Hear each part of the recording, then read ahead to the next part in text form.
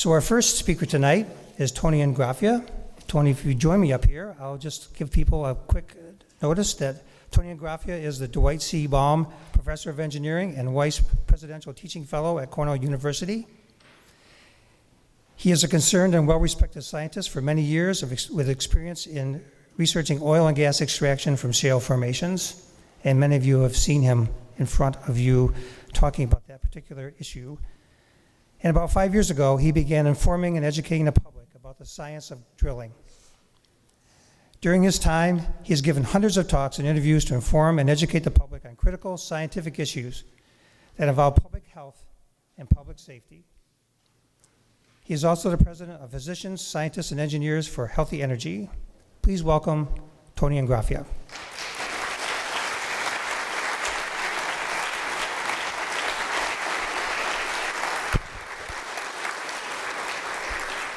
Wow, good evening. Good to see all my friends again. Tonight is a story about two plans, one plan and one plan.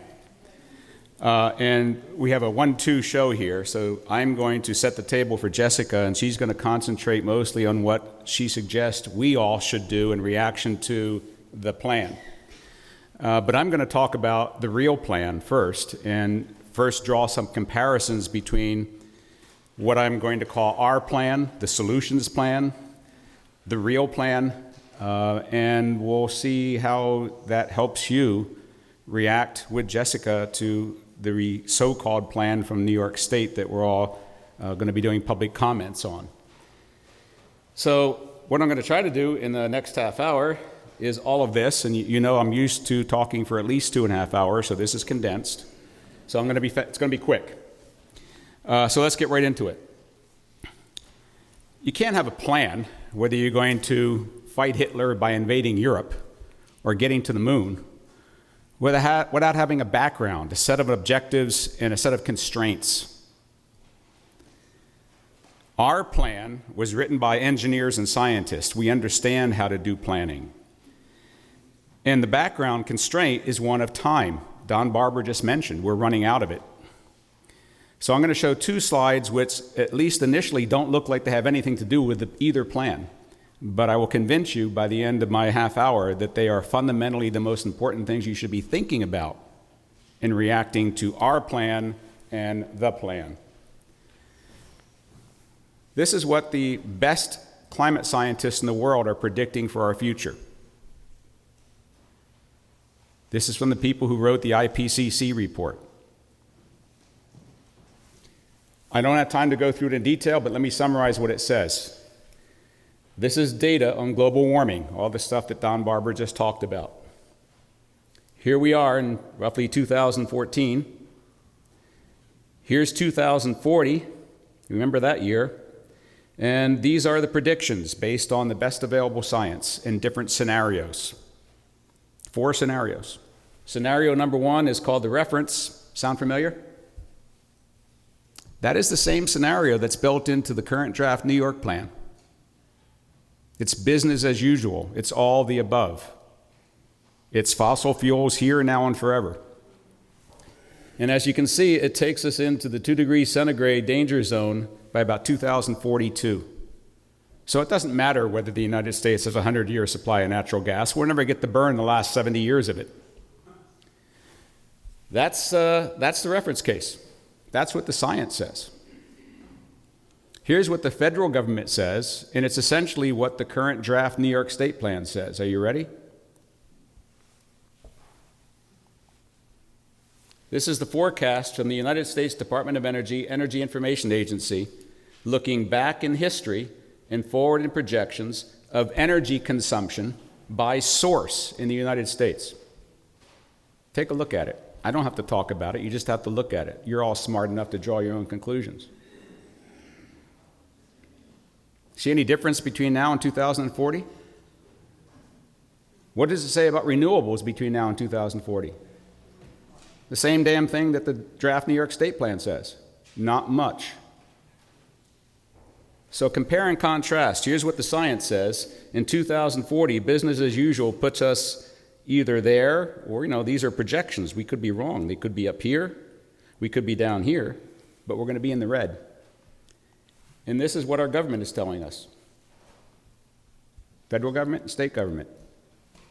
I don't accept that. I have grandchildren too. So that's the background. Now let's go a little bit forward in the background of the current New York State proposed plan. And as you know, it all started with Governor Patterson's order from 2009. And the essence of that order is this: it shall be the goal of the state of New York to reduce current greenhouse gas emissions from all sources.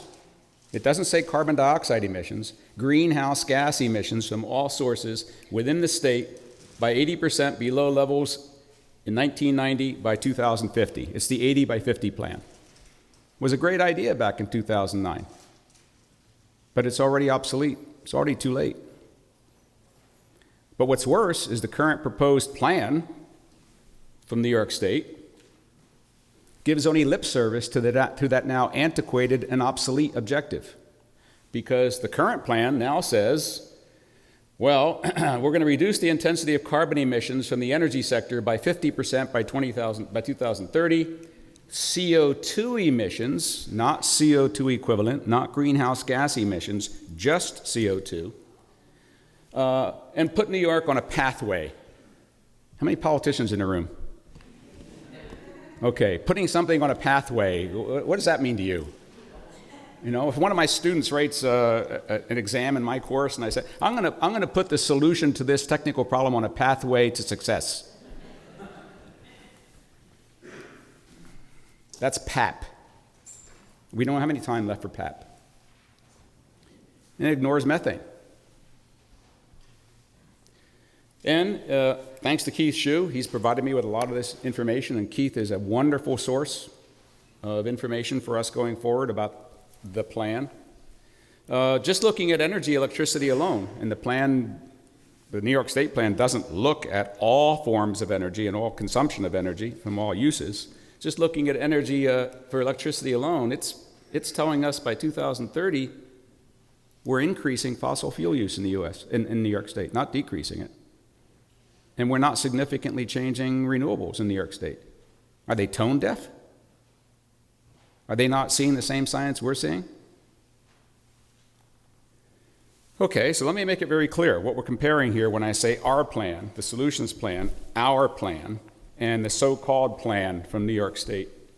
So the key objective of our plan, the solutions plan, is the elimination of fossil fuels for all energy needs: transportation, home heating, commercial heating, electricity generation, industrial uses. Eliminate fossil fuels for the use of all those energy consumptions by 2050. It's the 0 by 2050 plan.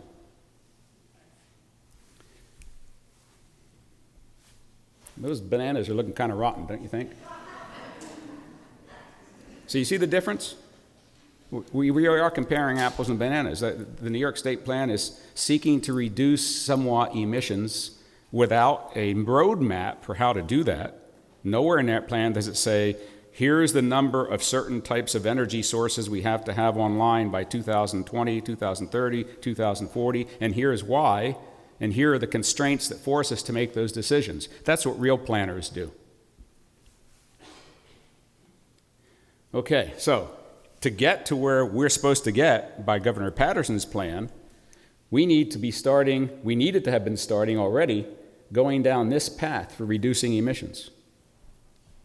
And yet, the New York State plan says, here's where we're going to be. This is the forecast for emissions. I'm sorry, that's 2030, So are these suddenly going to drop to 0 in the next 20 years after that? There's no plan for that. It's nonsense. It's technical nonsense. So that's the background, the apples and bananas. Now I'm going to talk about a real plan, one that was conceived by engineers and scientists, social scientists, energy economists, and we did our homework. We did it the right way. We said, what's an objective? What are the constraints on getting there? What are the costs on getting there? What are the benefits? What are the pros? What are the cons? And you debate them for about a year. And then you come up with a plan, and that's the preliminary design. It's not going to be the final plan. It's not going to be the one that gets implemented, but it's a plan as opposed to the plan, which doesn't even tell us what to do tomorrow, let alone next week. Our plan tells you what to do when you leave this building tonight. So, here's the plan in summary. I don't have time tonight to go through everything we had to go through to come up with those numbers, but they weren't just pulled out of the air. So to get to zero fossil fuels for all energy uses in New York State by 2050, a plan to do that, the one that we conjured up a year ago, looks like this: about 50% coming from wind, about 36% coming from sun, the rest of it coming from all the other renewable sources. But they're all renewable. There's no fossil fuels, there's no nuclear in the plan. Okay. Here's the additional capacity in megawatts that we'd have to create. This is nameplate capacity that we'd have to create between now and 2050. And here's the number of each type of those energy sources that would have to be built, created, implemented, turned on, and running by 2050. That's meat.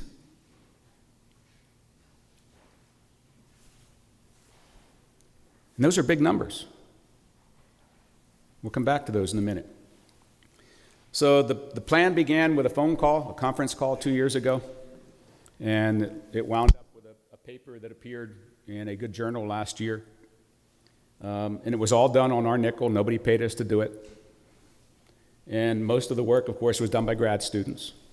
That's as it should be. But we had a nice multidisciplinary program. We had scientists, engineers, social scientists, atmospheric scientists, civil engineers, mechanical engineers, economists, and a few celebrities. And so what was the problem? There it is. I'm not going to read all that. It's stuff you already heard about from Don and from others. But we're in a dire strait here. We only have 10 or 15 years to get the problem well on its way to being fixed. We don't have even 2 years to debate how we should start. That's the situation that our generation, and looking at the average age here is about 41. It's what our generation and the generation before us put our kids and grandkids into. So we got ourselves in a pretty dire straits. Drastic action calls for immediate solutions. We don't have time to waste. I think you got the point. Why did we start with New York? 2 reasons. One, we were already saying no to shale gas in New York, and it was about time we started saying yes to something else. New York has the 8th largest economy in the world. We have both dense urban and rural environments. New York City is already the most energy efficient city in the United States, so it's a good starting point. Large spatial scale, and a clear choice in New York between renewable energy and the so-called bridge of shale gas. We had to evaluate all the potential energy sources. No 2 states. We now have plans for all 50 states. No 2 states will have the same requirements, the same objectives, the same constraints. Every plan is different. Okay. And we obviously said no to natural gas. I don't have to go into any of that. It's stuff I've talked to you about, most of you, over the last 5 years. But now something else has come up with shale gas that's only rather recent. The current New York State plan says we will increase the use of shale gas. In fact, we will start increasing the production of shale gas from New York all the way up to the year 2050. I guarantee you, on my name, my PhD, my PE, my reputation, my wife's good name, and my home mortgage, that there will be no shale gas available in the United States beyond 2040. Even if we don't export any. This is, again, no time to go through this. This is the latest data from the industry. This is industry data. These are the 4 largest plays, or the 3 largest plays in the US. Notice when they peaked. We're beyond peak. We're post-peak in shale gas in America. The industry says by 2040, it'll all be gone. Okay, whoop, sorry about that. Clean coal, forget about it. It's a joke. Nuclear, lots of good reasons. These slides will be available so you can read the details later. So let's get to the positives. Can you really supply 50% of all energy use in New York State, transportation, home heating, commercial heating, industrial, electricity from wind? Really? New York State? Yeah. there's the map of wind capacity factors in New York State. Anything darker than that color is really good. So yeah, the Mohawk Valley, the Hudson Valley, not too good. But the rest of the state, very significant wind resources, especially offshore in our two lakes and the Atlantic. So that's why most of the wind energy we're proposing in our plan is offshore wind. It's not sunny enough in New York. Why are we solarizing Tompkins County? That must be a fool's errand, right? Well, that's the average solar incidence in New York State. And again, certainly we're not Arizona, but then we're better than Germany as a state. And Germany is doing a pretty good job. So again, anything beyond this color is darn good for solar. So that we have plenty of solar supply, we have plenty of wind supply. And we have a plan that has the timeline in it. As I said before, the current New York State plan doesn't say that by a certain year, between now and 2050, these are the kinds of energies that will be produced. This is why they should be produced. This is the cost. These are the jobs. These are the health impacts. These are the climate impacts. There's none of that to any significant quantitative degree. We put together a simple graphic. Here we are, New York State right now, and there's where we want to get. Mostly wind, significant solar, significant hydro, some geo, and this is tidal and wave. I said everybody who walks out of here tonight can already start participating in this plan. Most of you already have. This is you. What we're predicting is that the total energy supply in New York State right now will actually decrease by 2050. Even though our population will continue to increase, the total energy consumed in New York in our plan decreases. You know why? The single most inefficient way of transforming energy from one form to another is to burn a fossil fuel. Combustion is inherently inefficient. You want to drive a car from here to Dryden? I'll give you a choice. You can drive in an all-electric car from here to Dryden, or you can drive in your gasoline car between here and Dryden. Which one uses more energy? By a factor of 4. Your gasoline car. So the fact that we're substituting electricity for heating, for transportation, automatically gives us about a 36% increase in efficiency in our energy use. So you've already heard it said the best form of energy savings is to not use any. That's this. That's energy efficiency. But an equally good form is to not need any. That's this. You get that? It's much more efficient to heat your home with electricity if that electricity is coming from a renewable source. It's much more efficient to drive your car on electricity if that electricity is coming from a renewable source. So there you go. You know, this is a plan. We can't put hard numbers on this. We don't know exactly how many of each thing will actually be built by when. But at least we have an idea that's quantifiable. How did this all happen? Like I said, we got together on a conference call a couple years ago. There are a couple of the principals. There were a few others. And presto voila, we went from nothing to the beginnings of a paper to a large national scale project called the Solutions Project. And as many of you know, you can go online right now to the Solutions Project, click on your state of interest, and you get the state plan. And the New York State plan today is different from the one we published a year ago. Why? Because the technologies keep changing. The cost of the technologies keeps changing. The cost of fossil fuels and their externalities keep changing. So the plan will continue to adapt. So if you click on New York right now, you get this, and it tells you what I showed you in that table before.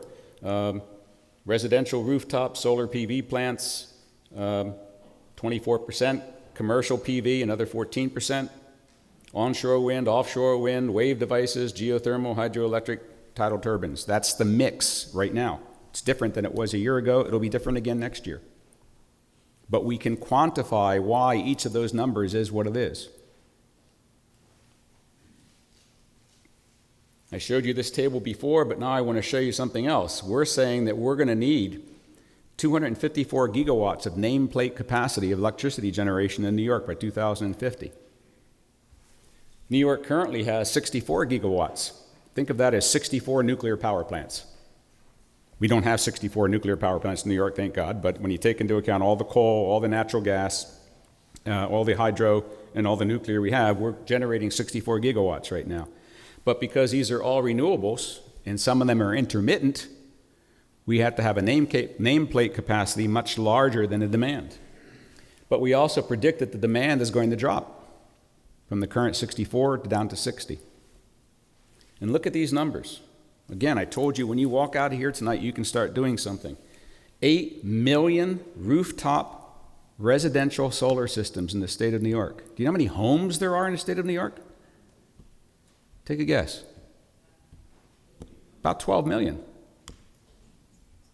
2 out of every 3 homes in the state of New York will have rooftop PV. Well, no, not really, because that's all assuming that every rooftop system will be 5 kilowatts. I bet there are people in this room right now that have more than 5 kilowatts on their roof. Okay. 692,000 commercial and governmental roof PV systems. Again, that assumes each one is 50 kilowatts. The typical installation on the top of a Walmart or an IKEA right now, about that, but going up. A total of 14,000 wind turbines. New York currently has a few hundred. We have a long ways to go. But that assumes that each turbine is 5 megawatts. What do we get for a benefit? As I said before, by switching to electricity for end use, we gain about a 36% efficiency benefit by no longer combusting, burning fossil fuels. That's so 18th century. That's the benefit from no use of energy, just the efficiency gain.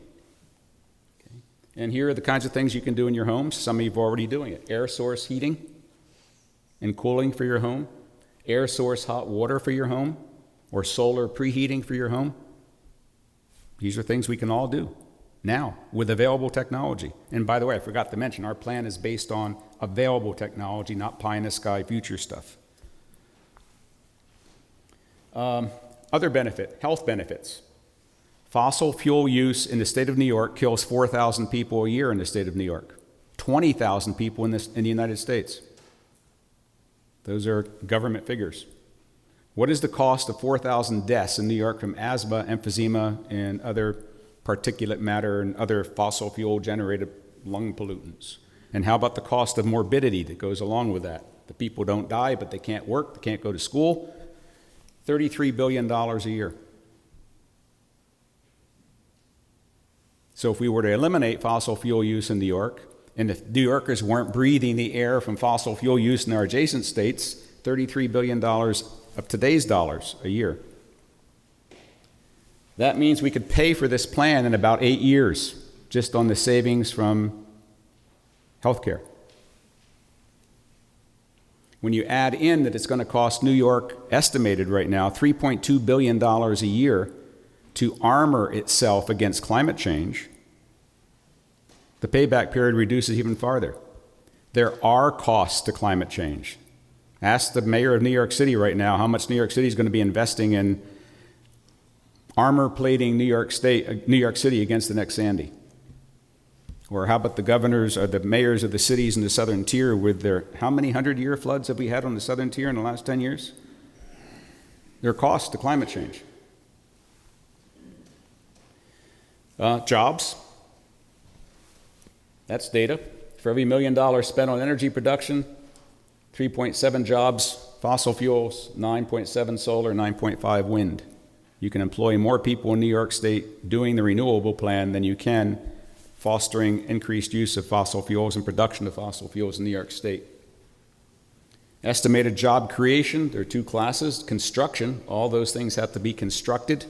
So during that roughly 35-year construction time, 240,000 jobs. All of those facilities need full-time operations people. 100,000, over 100,000 jobs full-time forever. Oh, this is going to take up too much space. All those wind turbines, all those solar facilities, takes up too much space. By the way, how comes nobody ever talks about the space for 10,000 well pads? Or 5,000 miles of right-of-way for pipelines? That never enters into the discussion, does it? But as soon as we talk about renewables, we're talking about space. Okay, well, there it is. That plan would use 0.86% of the total land area of New York State as no longer usable for any other purpose, and the spacing area of about 1.34%. Graphically, it looks like that. We're not going to disturb New York State very much by doing this. In fact, we'll be disturbing it a lot less than we would if we went the shale gas route. Cost. We had some really good people looking into the costs, and Bloomberg News checked up on us. Wall Street Journal checked up on us. Their estimates were actually lower than ours. We estimate somewhere around $500 billion. 36 years. Pocket change.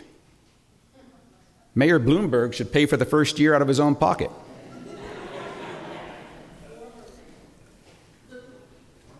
But do we have a choice?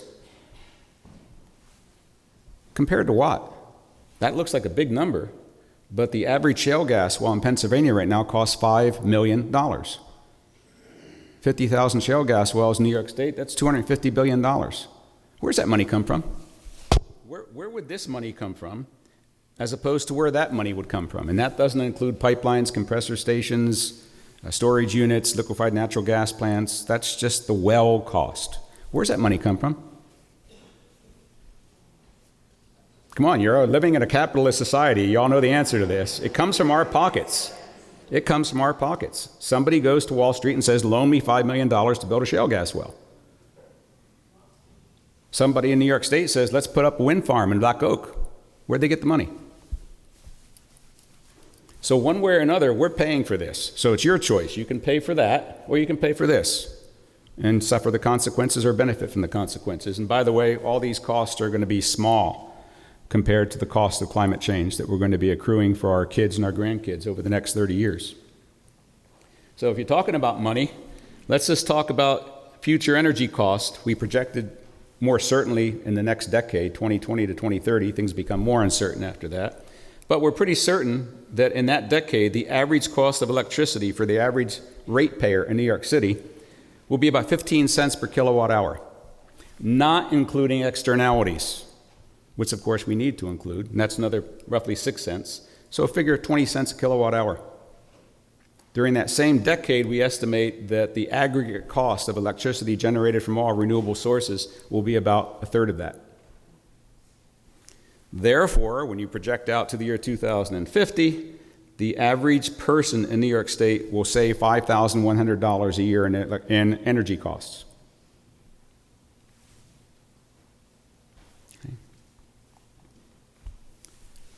I'll try to summarize with some big picture items here to, again, set the table for Jessica.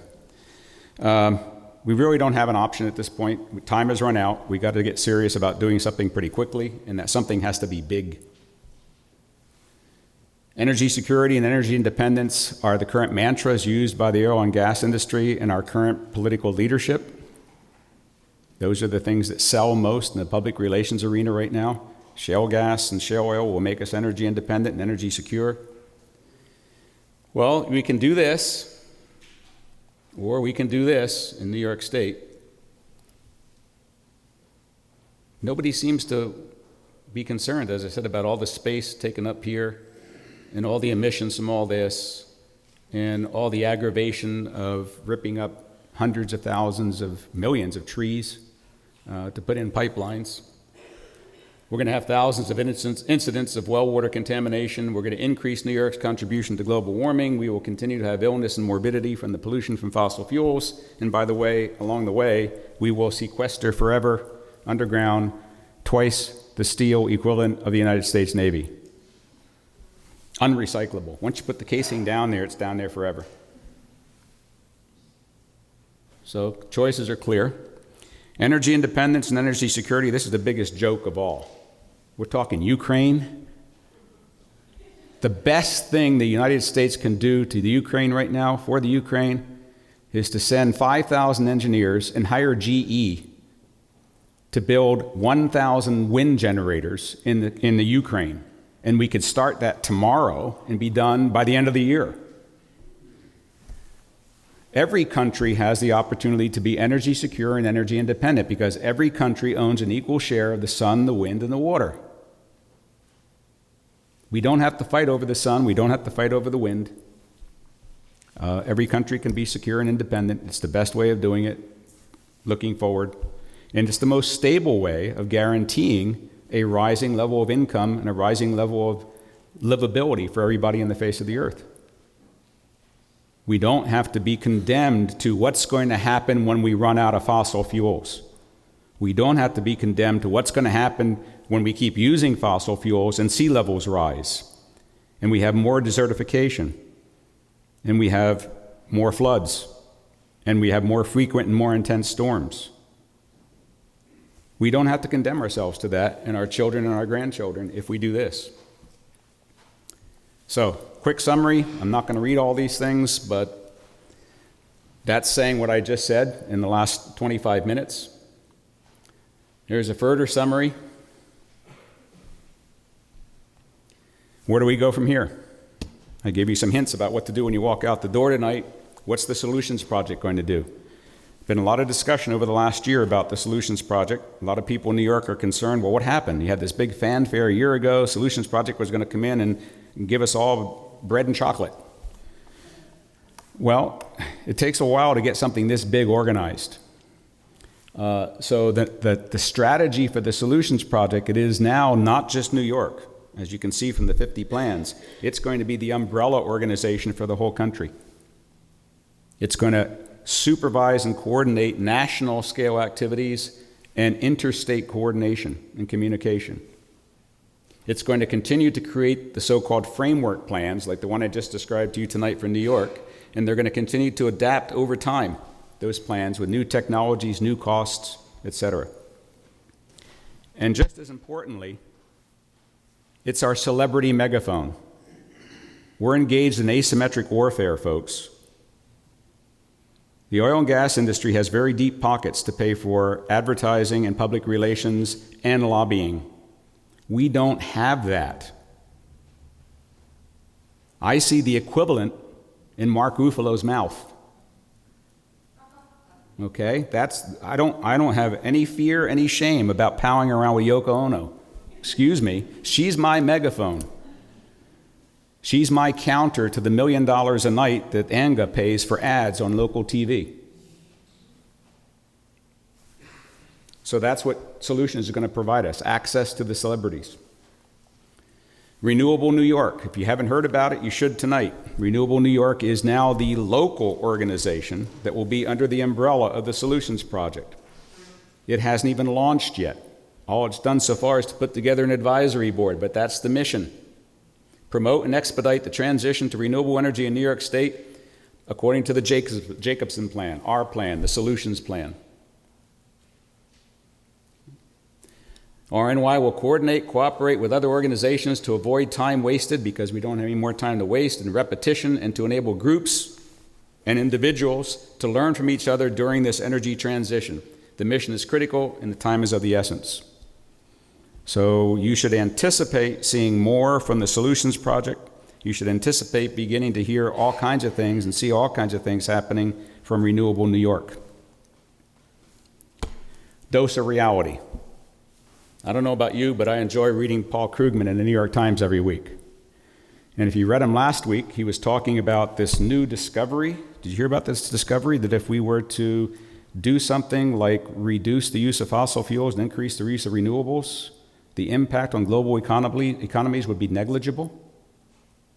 So he was writing his editorial about that. And here's the last paragraph. I have to read it to you. So, is the climate threat solved? Well, it should be. The science is solid. The technology is there. It's technologies we talked about tonight. The economics look far more favorable than anyone expected. All that stands in the way of saving the planet is a combination of ignorance, prejudice, and vested interests. What could go wrong?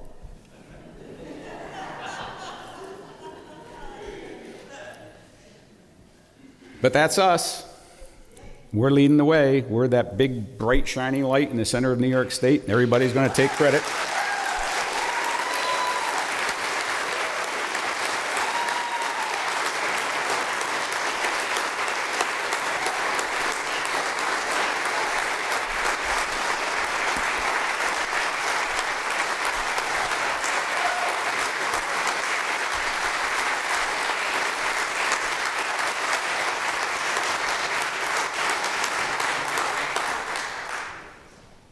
That's a hard act to follow, isn't it?